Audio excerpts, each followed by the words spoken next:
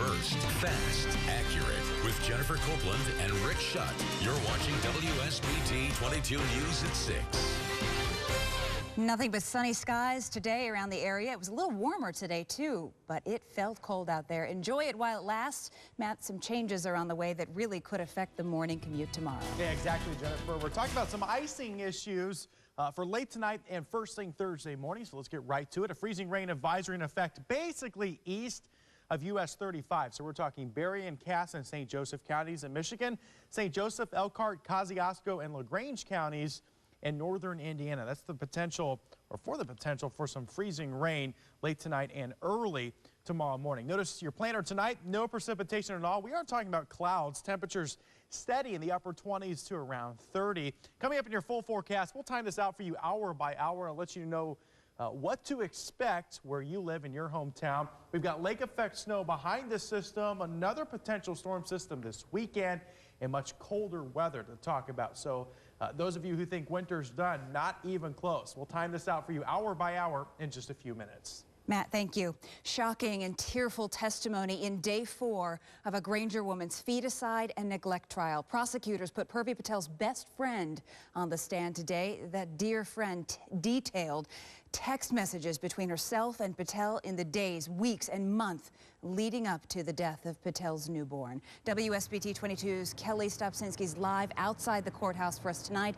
Kelly, police have said from the very beginning Patel took drugs, forcing her body to have an abortion, then threw that baby in a dumpster.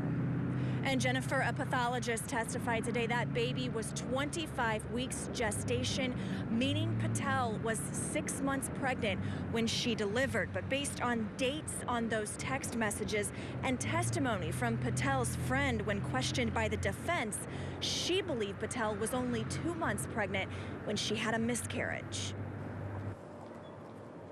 Less than 5 minutes into her testimony, Purvi Patel's best friend, Felicia, choked up, describing their 4-year friendship. They talked and exchanged text messages almost daily, including conversations about her secret relationship with a married man and her sexual relationship with that man, using the code word coffee in texts. Jurors flipped through more than 20 pages of text messages exchanged between the women from 2013. In May, they discussed Patel's spotty menstrual cycle, something Felicia, a medical assistant, testified was normal for her friend. Then in June, she urged Patel to take a pregnancy test, and it was positive. The texts also detail Patel's online order, $72 for abortion pills, and July 13th. Patel messaged her friend, just lost the baby. But Felicia urged her to go to the emergency room because of pain and bleeding. In cross-examination, one of Patel's defense attorneys asked Felicia, you tell her she might cramp for a few hours, but it will stop after she tells you she lost the baby, correct? Yes, because I'm still thinking it's a 2-month pregnancy, she replied, crying. You tell her if hospital staff asks her, she needs to tell them she's had a miscarriage and she's missed 2 cycles, because that's what I believed, yes, Felicia said. Later, Deputy Prosecutor Mark Rule asked Felicia, why did you give her the information about what to tell folks at the ER? When you go through a miscarriage, sometimes you can't think and you can't remember things, Felicia replied. Were you telling her to make anything up, to your knowledge, the prosecutor asked? No, she replied. Felicia Ann Patel cried throughout that testimony, which lasted more than an hour. She also testified the two have not spoken since July 2013. One of her last texts to Patel was, I love you. Also today, the state admitted a redacted email receipt detectives recovered from Patel's iPad. It showed she ordered drugs from an online pharmacy. And jurors also got to see Patel's internet search history, showing she searched for things about abortion and how to have an abortion. Also, Kelly, a pathologist testified Patel's baby was born alive and that he ruled the death a homicide. This has been also a big part of this trial. That's what they're aiming to prove, both sides obviously having 2 different opinions on this. That's right. According to different tests that pathologist performed, he told jurors the baby took a breath. Now, that pathologist just got off the stand a second ago. You can see people walking out of the courthouse behind me. He's been there since 2:20 this afternoon, almost 4 hours. So he's saying this, yet I do expect the defense attorney, Jeff Sanford, to call at least one expert witness disputing that, saying the baby did not, in fact, take a breath. It's also worth mentioning we could hear from that expert as early as as tomorrow. The state might wrap up its case and rest as soon as tomorrow, meaning Sanford would be on for defense. It is unclear, though, Jennifer, if Patel plans to testify in her own defense. All right, I guess we will wait and see. Kelly, thanks very much.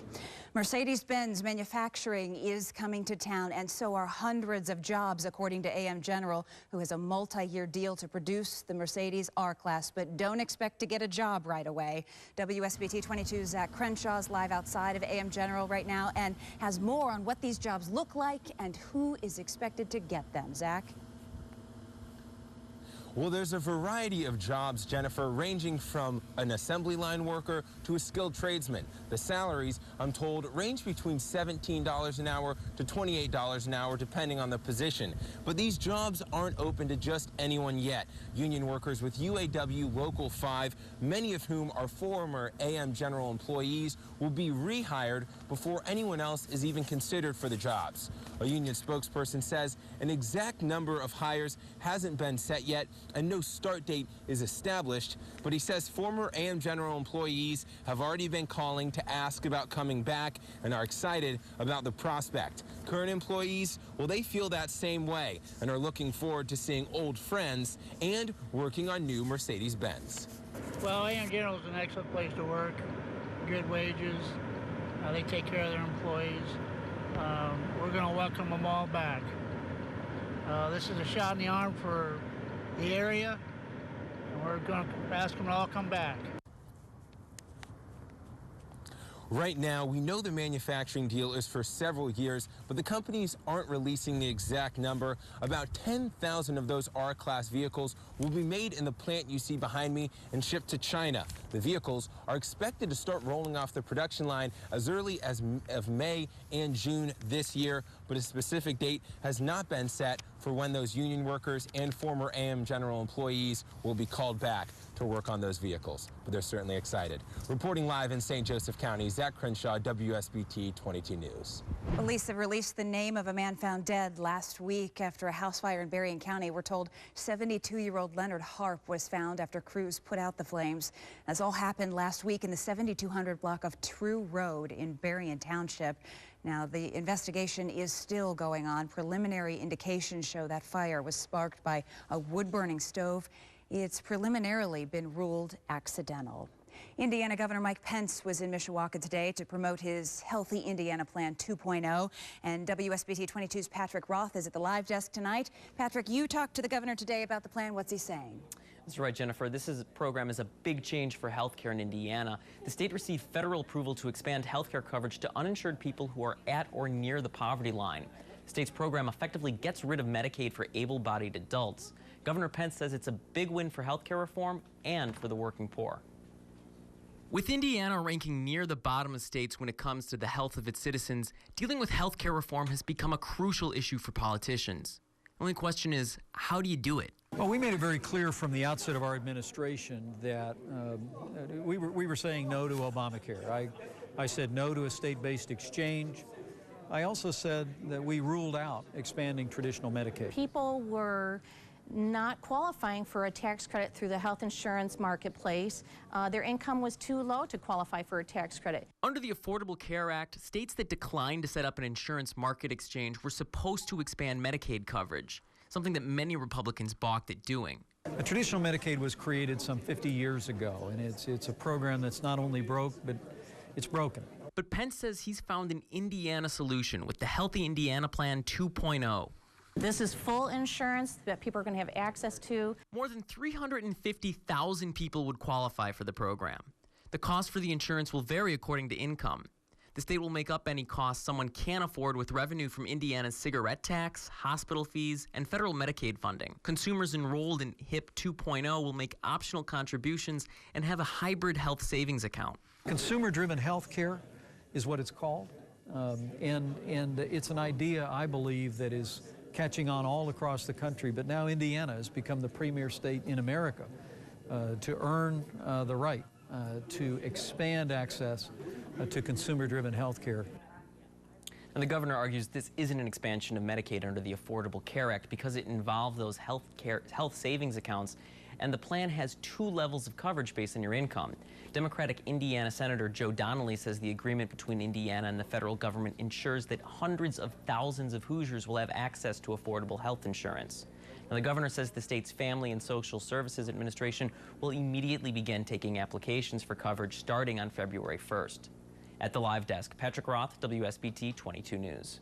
New at 6, we're hearing for the first time from Governor Pence on the controversy over a proposed state-run news agency. We first told you Monday night, Just In, as it's called, was originally reported to be a state website that offered pre-written news stories to various media outlets. Well, this afternoon, Pence told WSBT 22 News he regrets early reports that created the wrong impression. What we've sought to create is really a resource, not a news source. And we'll make sure going forward that that's clear. Now, Pence says his administration will continue to develop Just In with an eye toward transparency in state government and making sure getting information is convenient for the press and the public. It hurt a lot and like a lot of pain and stuff. It was something of a tragedy, but a local girl isn't letting it get her down. And it is clear out there now, nice looking out there tonight, but when you wake up tomorrow morning, this scene will be completely different. Matt has the details. Now your accurate storm tracker forecast with meteorologist Matt Rudkin. I want to thank everybody for the pictures. I've received dozens and dozens today. This was one I've got received. This is from Bonnie in Kosciuszko County. Let me step out of the way. Notice the rainbow around the sun there. These are called sun dogs, and what that is, up in the clouds, these are high, thin cirrus clouds, several dozen thousand feet in the air. There's tiny ice crystals, and they bend the sunlight, and that's why you get these beautiful little rainbows that go around it. And this is often a great way to forecast the system. This means rain, snow, some sort of disturbance is coming within the next 24 hours. Mother Nature's giving us a hint, and it's going to be exactly right. Certainly expecting a little bit of a mess tomorrow morning. Not a huge deal. This is not a winter storm, but this will create some slick spots on the untreated surfaces in the morning. So give yourself a little extra time. This is, again, not a big deal. Notice temperatures across the board, upper 20s, low 30s. 21, the cold spot already in LaGrange. 29 in South Bend. Notice the winds out of the west, or actually this is the east and south, anywhere from 10 to 15 miles an hour. So a little bit breezy out there. But I wouldn't call this windy. Satellite radar composite, nothing on radar. You can see plenty of clouds on the satellite. When I move out to the west, this is where the rain and freezing rain and sleet will develop, right around the Mississippi River here. Later tonight around 9, 10 o'clock, I think you'll start to see some greens and pinks and whites start to pop up on radar. And that will eventually move our way after about 3 o'clock tonight and lasting throughout much of the day tomorrow. Water view of temperatures, look at the warm air in the plains. Unfortunately, that's not going to get here. We're talking temperatures in the upper 30s, low 40s tomorrow, and then much colder as we get towards next week. Satellite radar composite, you can see a little disturbance up north and nothing significant, no major storms. The jet stream well to the north, out to the west. So this area right here, the mountains and the Pacific West is going to be nice and warm the next few days. For us, this jet stream will actually dip south, so we'll get into some of the cool Canadian air by the weekend and especially next week. Here's Futurecast. Let's time this out hour by hour. Notice some of the pinks overnight. We'll stop this at 7 a.m. Starting to see some green. That's liquid rain. Temperatures actually rise a bit above freezing after about sunrise or so. So the icing issue will last through about 7, 8 o'clock, and then it will improve very significantly throughout the day, very quickly as well. Then colder air gets in here tomorrow night. We'll likely see some lake effect snow for tomorrow night and into Friday. Here's your forecast. 30 tonight, rising temperatures overnight with freezing rain likely through about sunrise or so. So the icing takes a little bit longer to melt. So expect the roads to be a little bit slick, especially east of US 31 for a couple of hours. Temperatures will be at their warmest through midday, and then we fall a little bit by the afternoon. We fall to around 20 tomorrow night, and then notice still tracking a possible system on Sunday. We'll have to keep our eye on that. Guidance is all over the place. So if you're traveling, have Super Bowl Sunday plans, keep an eye on the forecast, and then much, much colder as we get towards next week. All right, we'll do. Last year, I remember we were constantly talking about polar vortex. This year, not so much. And I'm going to bring it back, at least for a story. We're going to talk about the polar vortex. Where is it? You know, we've been cold this winter. Actually, some of you in Benton Harbor, for example, minus 15 in early January this year. That's colder than at any time last year, but we haven't really heard the word polar vortex. We're going to talk about that where this cold air is coming from, where it's going to go, and I'm going to have a forecast for the rest of February and into early spring. So what you can expect, and here's a hint, it's not going to be as quiet as December and not as mild either. So we'll have specifics coming up. That's 6 o'clock on Thursday and at 11. A look ahead. I can't wait. Love them. They're always fun. Matt, thank you. We'll be right back. You've heard the phrase, no doubt, wise beyond her years. Meet an Elkhart girl who is the poster girl for that. 10-year-old Kasia Person lost vision in her left eye after her brother accidentally threw a dart as she was walking past. After having 2 surgeries to patch the hole in her eye, doctors tell her family Kasia will have to have her eye completely removed, but she's not letting any of this get her down. Listen to what she says about her experience. I know that crying and stuff isn't going to help anything better, and I know that being strong is a big part of this process. It is just amazing. She turns 11 on Tuesday. Her family hopes that her eye removal surgery can wait until after her birthday. You can find out how to help Kasia on our website, WSBT.com.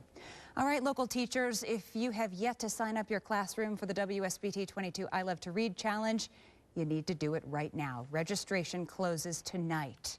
You must be registered to allow your students and your classroom to participate and compete for prizes. Just head to our website, WSBT.com, and click on the I Love to Read bar. All right, coming up, a local athlete receives the highest honor you can get. Plus, the 8th-ranked Fighting Irish gear up for tonight's top 10 matchup with Duke. That's coming up next in sports. Now, sports with Adam Darengowski.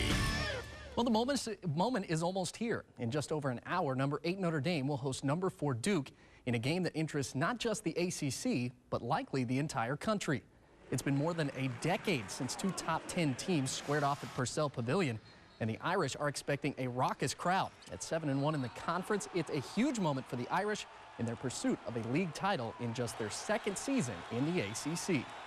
I think it's going to be a circus anyways because it's a great matchup, and I think our fans are going to be through the roof. These are games you watch growing up on TV, so I'm just excited to be a part of it. I expect it to be even crazier than last year. Granted, both teams are ranked, pretty high, but I know our guys are really excited. We just need to continue to prepare ourselves for the game. Beating a North Carolina on the road, we're trying to earn our stripes in the ACC. Beating Duke, those are things that make you feel like you belong in this league and you're not a stepchild anymore. You're in for real. Well, Notre Dame and Duke tip off at 7:30 tonight. We'll have all the highlights and postgame reaction back here on WSBT 22 News at 11. It is my distinct pleasure to announce Anna Rohr as the 2014-2015 Gatorade National Girls Cross Country Runner of the Year. Well, Anna Rohr's collection of trophies got quite a bit bigger today. The senior was pulled out of band class and surprised with the 2014-15 Gatorade Girls National Cross Country Runner of the Year award. The honor comes just weeks after her 2nd Foot Locker national title, and as her resume continues to grow, Rohr is enjoying the way her senior year is shaping up.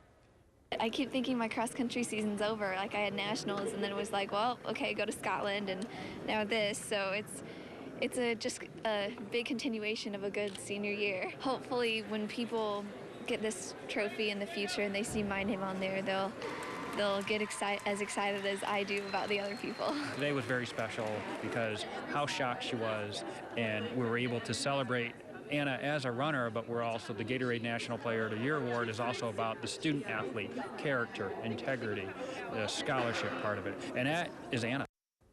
Well, we'll be back with more right after this. Could be kind of messy tomorrow morning, huh? Yeah, like you're going to see some freezing rain tonight, so that creates a thin little ice layer in some locations, especially east of 31. West of there, you'd be a little bit warmer, so it shouldn't be as big of a deal. But nonetheless, no matter where you live, those untreated secondary roads could be a little bit slick, but we rise well above freezing after about sunrise or so. We get cold tomorrow night, some lake effect snow tomorrow night and Friday. Does not look significant. That said, just like any lake effect event, if we get one band that sets up, could dump several inches of snow. So we'll keep an eye on that, but it does not look like a huge deal. A potential winter storm on Sunday. We'll see what happens with that. Still too far out to get real specific, but certainly real confident on cold weather behind that. Teens for highs, could be even colder than that for overnight lows depending on how much snow we have on the ground. So winter's nowhere near being done, but it's only late January. I'm getting to that point now. I'm ready for spring. Yeah, me too. Counting down the I days know. till March. I'm feeling it too. All right. Thanks for joining us tonight. We'll see you again in WSBT 22 News at 10 on SBT2 and then back here at 11 o'clock. Have a great night.